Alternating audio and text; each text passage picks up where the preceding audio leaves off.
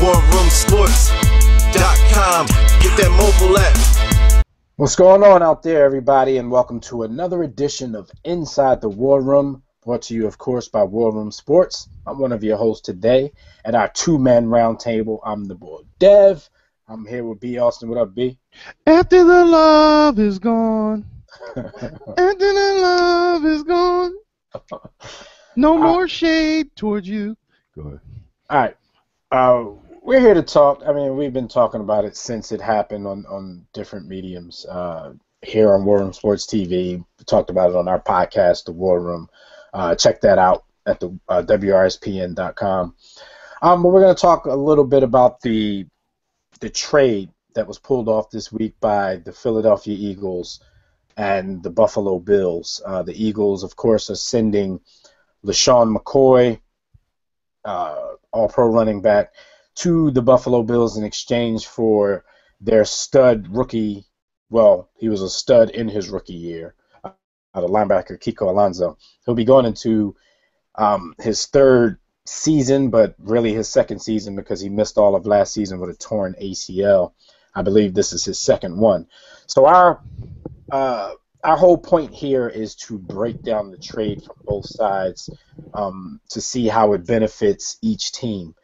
Because there's been a lot of arguments back and forth about who won the trade. I'm not really, when trades happen in any sport, my whole thing is not about who won the trade because teams make trades for different reasons.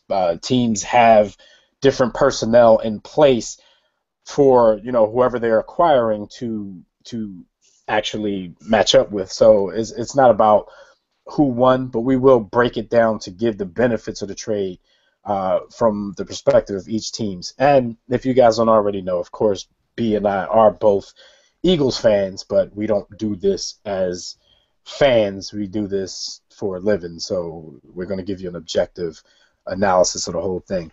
So B, give me your thoughts, your initial thoughts of the trade. Like I said, let's not talk about it from an Eagles fan perspective, just if from outsiders looking in, how do you think each team fared in their individual right from this trade? First, I'd like to say, to our viewers, our listeners, our supporters, fans, even the haters, one of the reasons that I waited so long to really be, I'll say, heard from regarding this trade is because I didn't want emotion to get involved, because Shady is one of my favorite players in the NFL, like bar none. Like he's a favorite of mine. I enjoy watching him play. So my initial thoughts were from a fan perspective. I was like, what the WTF is Chip Kelly doing? Is Howie Roseman doing? What are the Eagles doing? But then I kind of got to thinking about it. I was aware of Kiko Alonso and what he was doing up in Buffalo. I was also aware of his youth and age. And then I thought, Shady's 27. He's 6 seasons in. He's 26 now, but he'll be 27 by the time next season starts. He's probably got what I estimate to be a 3-year window to continue his performance at peak as a top tier NFL player and running back. Statistically speaking, when you look at NFL careers, particularly running back careers after the age of 27 is when the decline typically begins. And then after 30, there's a sharp decline. So if you're playing the numbers, which the Eagles definitely are, the trade makes a lot of sense. NFL linebacker has actually a longer shelf life than an NFL running back. You're getting Kiko Alonso, who was in conversations for Rookie of the Year. He was All-Pro. He was Pro Bowl.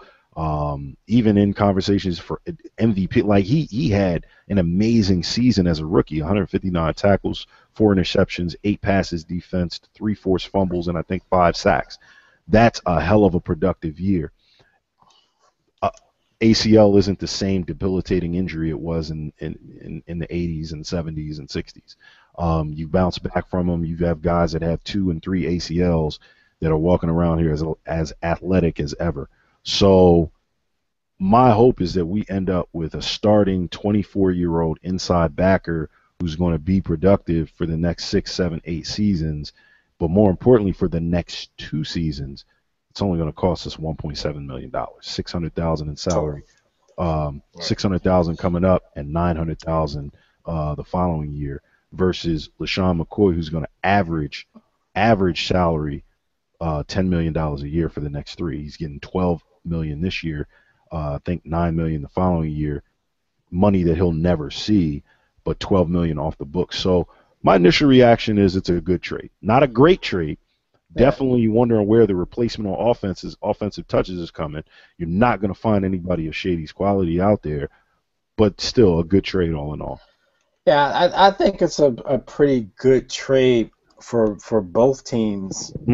Actually, it is difficult to look at it from a Buffalo Bills perspective and see them take on, $12 million in salary cap, an average of $10 million a year for the next 3, if he happens to stay at a level where he's going to play out that deal.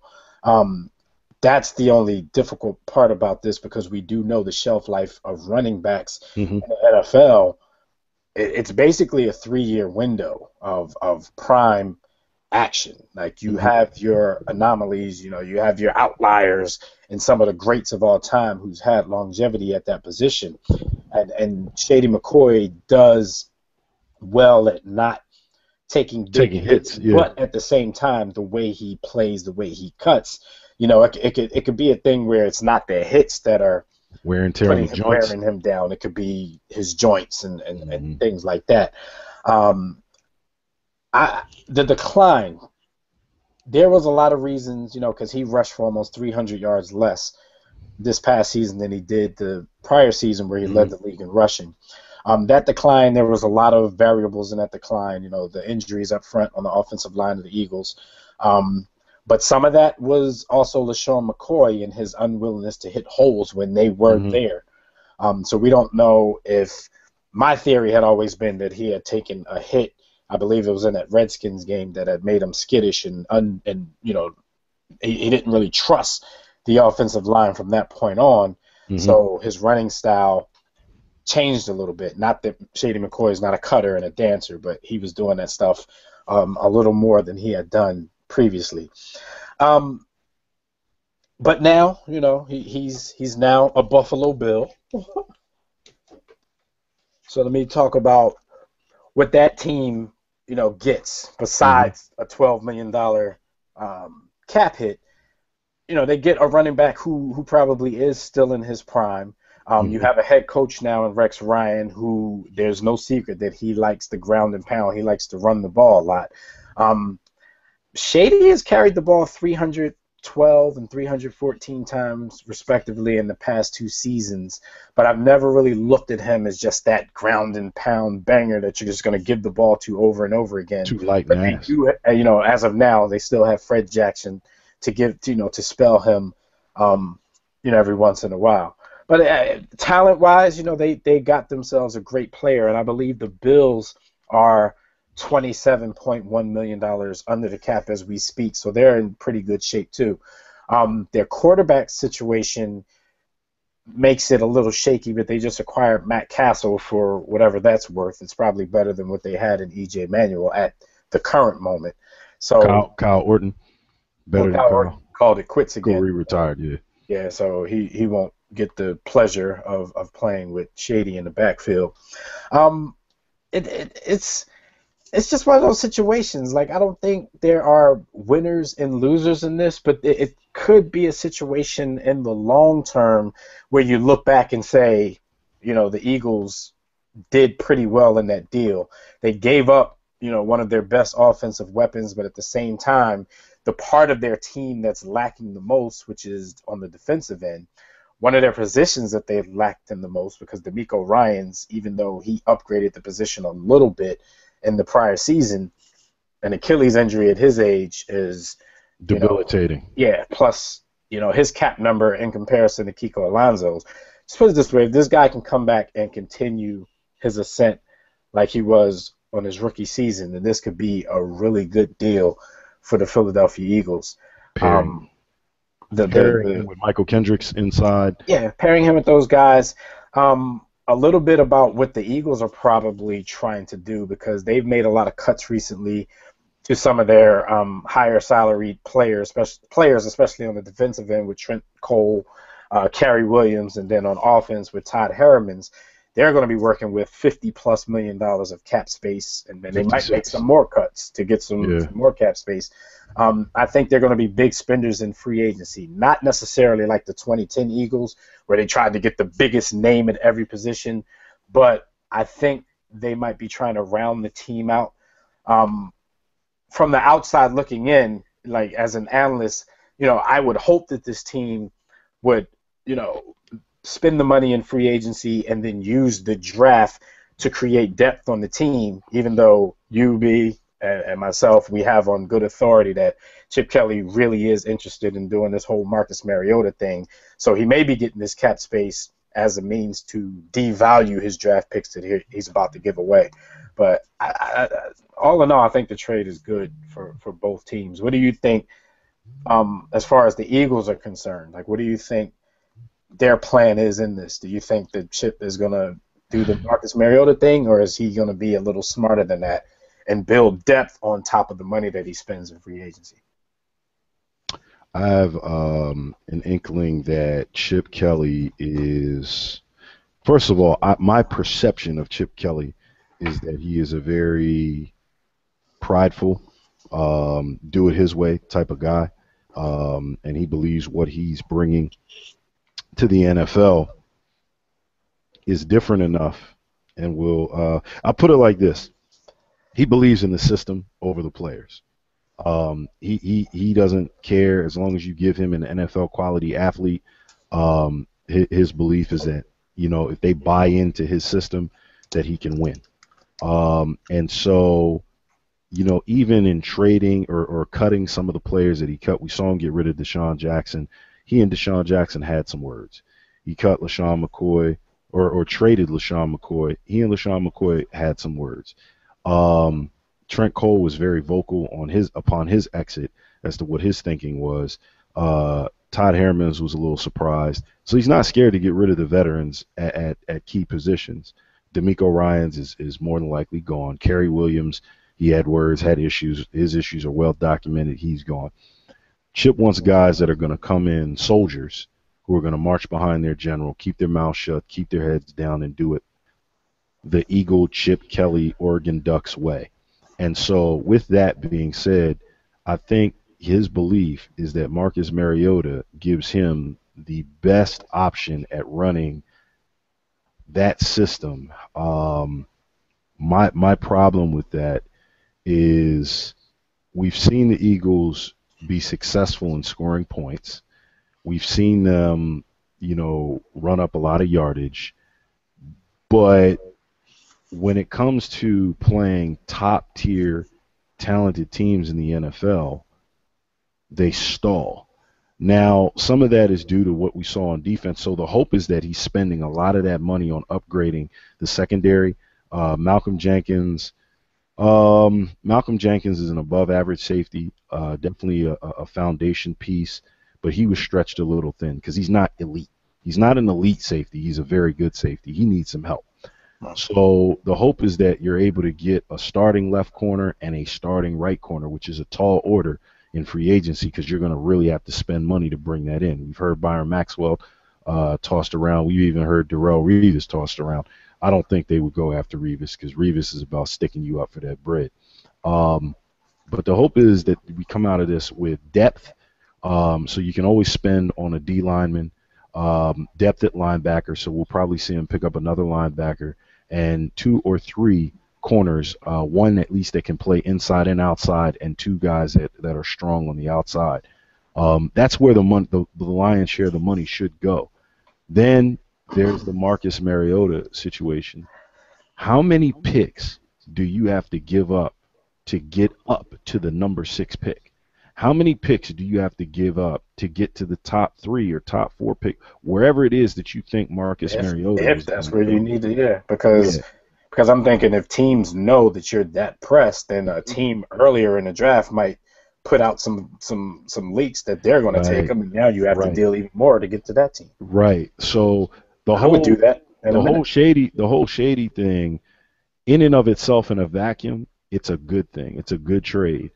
But where I see it going, it becomes just a small piece of an idiotic overall move, which is to bring in a guy who is a superior, I won't say a superior, but a very good athlete, but has run a glorified high school offense in college.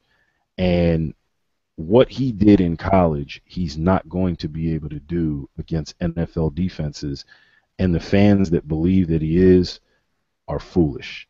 I mean, you really have to look at the type of talent, athleticism, ability, and the mind, the IQs on the defensive side of the ball with defensive coordinators in the NFL. Whatever it is that you're doing, that you hang your hat on, has to be rooted in fundamentals and sustainability in order to be successful.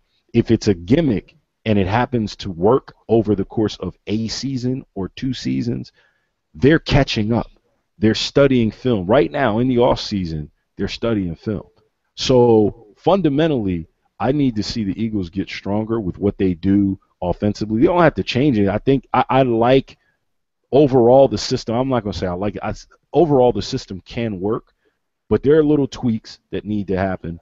Running the option as a part of those tweaks, or even the threat of the option, isn't going to be what gets the Eagles offense over the hump. And so you're bringing in a guy that can't really, or we have not seen him make NFL throws against anything resembling NFL coverage. I have a problem with that. I have real problem with that. The most talented defenses he faced in college basically bullied the Ducks. Right. Ohio State, cats like that. My thing, my last point for now about Philly is, you know, the whole Chip Kelly experiment, and, you know, him having all the power, and maybe he will go balls out and do what he wants to do, which is all fine and good. But I always tell people that Chip Kelly always has something to fall back on. Mm-hmm. If he does this, and he has less vested than, you know, the Eagles organization and, frankly, Eagles lifelong fans, because he can do this, mess up, and he'll have a college job waiting for him within 30 seconds of Jeffrey Lurie pulling the plug on him. When, on the other hand, the Philadelphia Eagles would be left smoldering like a bad dumpster fire for the next few years, trying to rebuild from Chip making this the Oregon Ducks East, and bringing in a quarterback who may or may not be able to adapt to a new coach coming in. So you'll be in the market again for a quarterback, because everyone was on board with him getting a system guy who many of the scouts say if he gets with Chip Kelly, that's his only chance of success in the league. I don't want that guy, because Chip Kelly might not be around forever. You know what I'm saying? And that's me speaking from a fan perspective. I'm going to flip it back over to the Buffalo Bills. And what their team can look like this year, because we know they have to compete in the division with the Super Bowl champs, the New England Patriots, and that's always been everybody's Achilles heel in that division. So they have a new coach. They have Rex Ryan, who comes in, a defensive guru, who comes in to lead a defense that was already ranked 4th overall in the NFL last season. So this is probably a dream situation for Rex Ryan. You know, if I got to go to a new team, okay, give me one of those teams that have top defenses in the league. So he gets that. He gets his new toy on the offensive side in Shady McCoy. We all know that the acquisition of Matt Castle, it's termed as a competition between he and E.J. Manuel. So whether the guy going forward is going to be E.J. Manuel, or whether they have to go back to the drawing board in the draft or whatever, we all know whatever Matt Castle is there to do, it's stopgap work. He's either going to be E.J. Manuel's backup, safety blanket, or he may compete and actually get the starting job. And if he does, I think that pretty much tells them that they may have to move on from E.J. Manuel, look elsewhere, while Matt Castle will be the stopgap. And in this division, he may or may not be good enough with the talent that they have to keep that team competitive and keep them afloat until his time is up. in that situation. But how do you see the Bills, and they have $27 million worth of cap space as well. So what they're going to do this offseason is not yet done. But seeing what they're working with now and the potential that they can add some more pieces, how much do you think this team has improved going forward? Well, I'm going to tell you probably the 3 or 4 things that I see them doing. Rex is probably going to, because you're probably looking at that defense and you're saying, wow, well, you would have had Kiko Alonso. He's gone. I think Rex is going to go and bring David Harrison from the Jets, who's a stud middle backer, and will probably – a lot of these defensive players follow Rex like he's their dad. So they love Rex. He's a player's coach. So he's going to have his pick of the litter of backers that he basically taught or coached. David Harris being at the top of that list. So we're going to bring him in. Maybe need a little bit of an upgraded corner. Leotis McKelvin is pretty solid. He's solid, but they can always do better with a little bit of depth there. On the offensive side of the ball, it's all based on the conversation that they have with Shady, because Shady is showing a little bit of resistance to this trade. People want to go. Yeah.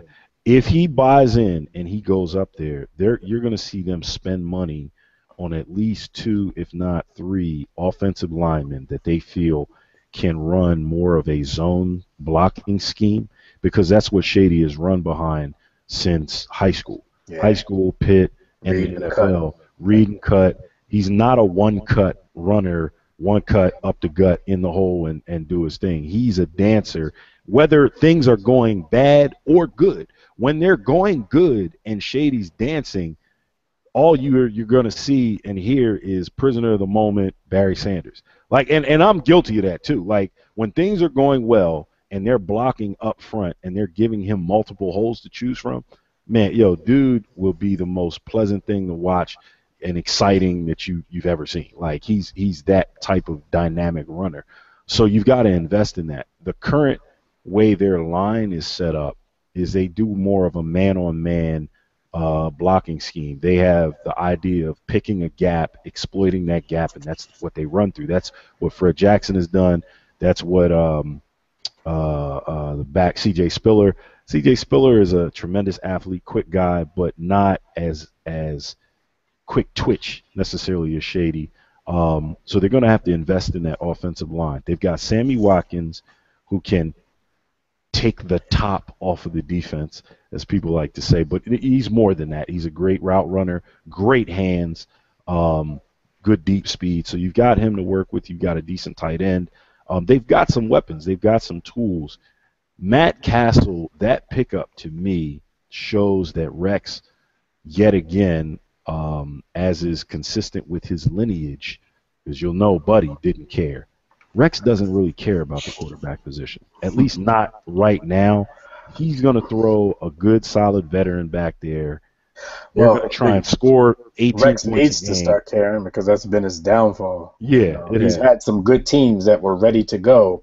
Yeah, and would have went had it not been for the weakness at quarterback. So Matt Castle, if I'm a Bills fan, I'm concerned with Matt Castle, because he's more of a game manager. He's more of I'm going to get the ball to the playmaker and let the playmaker make the play. So you're not going to get him making plays with his arm downfield to really even utilize what Sammy Watkins does well. So I would be a little concerned with the quarterback position, but I think Rex will invest in the fat guys. He'll get some quality, athletic, quick-footed offensive linemen in there to give Shady what it is that he needs to run behind. And it should be interesting. And that's a great point, because he has to do that, because I don't know how many people out there know this, but the Eagles were ranked first last year as far as run blocking offensive lines are concerned. Yeah. And the Bills were dead last. So you get a 27-year-old running back who is on schedule to show decline, and if you don't help him out with some hogs up front, then that decline is going to come faster, sooner rather than later. And I know Bills fans don't want to see that with this $12 million. Well, Dev, the other thing that they're going to do with him, or that they can certainly do Shady wasn't utilized in the passing game with the Eagles much this season, but he's a hell of a receiver. He's the type of guy that you can swing out of the backfield, get him matched up on a linebacker, and he's going to win 9 times out of 10. You can split him out wide against a linebacker, and he's going to win 10 out of 10. So you have to account for him with a defensive back a lot of times. And I can see that happening a lot more in Buffalo with a guy like Matt Castle. So I think he'll play a bigger role in Buffalo's passing game. You may see his carries, his running carries drop a little below 300, but you'll see his receptions should increase somewhere between 40 and 60 for next season. All right, well, let's go ahead and wrap this up. My final point is I think the trade on paper is actually a good trade for both teams right now, and this is not from a fan's bias because I criticize the Eagles on everything they do, but I actually think that in the long run, this deal could possibly and probably will turn out to be a steal for the Philadelphia Eagles. Now, with the fan hat back on, I damn well hope so. So quick parting shots before we wrap this one up. Man, Shady, as an Eagles fan, thank you so much for your service. We appreciate you. I'll be rooting for you. I hope that you have 250 yards per game, except when you play us. I need you to have -4. But outside of that, man, definitely did not want to see you go. As a fan, I would have been cool with trying to pay you that $12 million. The Eagles did reach out and try and restructure. Shady was not willing to do that. I understand you only have a limited time to make your money. Stick Jeffrey Lurie up. He got it. So, didn't want to see you go. Sad to see you go. But, long-term strategic thinking, it's not a bad deal. Not a bad deal. All right. And just fitting that I happen to have this. No, everybody, for everybody out there thinking, oh, this dude on Shady that much, he didn't got a Bills hat. I'm a Howard Bison alum. This is a Howard Bison hat. We had this logo first. Look it up. School was just too poor to trademark it, and the Bills stole it. Total different thing, but it was useful in this breakdown of the Philadelphia Eagles and the Buffalo Bills. Leave your comments in the comment section. We want to say we tried to explain everything because we know the lay fan just sees the names in the trade and they're like, oh, Buffalo ran away with this. Learn the business of the game. There's more components, there's more aspects to it than just the names in a trade. Look at what the other teams are working with. Look at the money. Look at what they match it up with. With $56 million in cap space and the 6.9 that they may free up with the D'Amico Ryans possibly seeing the door, Shady's going to be replaced. Of course, you're not going to find anybody right at this moment that's as good as Shady, unless maybe they sign a DeMarco Murray, even though I still think Shady's better than him. Arian Foster. But it's possible. There's some guys out there that they could replace him with, and they have the money to do it. So as long as they don't have to pay him $10-12 million, it'll all work itself out. So really, in a lot of trades, including this one, you really have to wait a while to see how each team is ultimately affected by it. It's hard to decipher winners and losers in a trade, the day after they happen. So look, leave your comments in the comment section. Tell us what you think about the trade, whether you're an Eagles fan, a Bills fan, or just a fan of football in general. Make sure you subscribe to the page so you get, you know exactly when we're dropping videos, any one of our webcasts. Make sure you go to warroomsports.com and check out everything we got going on there. We got the radio network. We got the War Room Sports TV. We got our personal podcast, The War Room. We got a lot. Just go to warroomsports.com, browse the site, and see what's going on. And make sure you get that mobile app. Just go to Android, the iOS App Store, or go to the Google Play Store and just search for War Room Sports. It'll come up. Show us that support because we really appreciate it. Like we always tell you guys, don't accept mediocrity. Be steadfast in the war against ignorance. We'll see you chumps on the ladder as we climb above you, not on top. Peace. Kuwait is the war room with 5 nights at the round table, 5 Philly guys diversified and educated.